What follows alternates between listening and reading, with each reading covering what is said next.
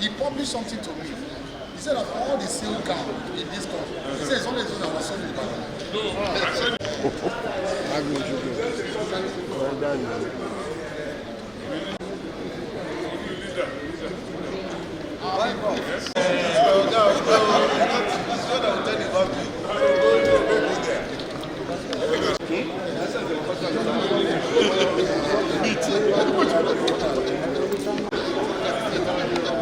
My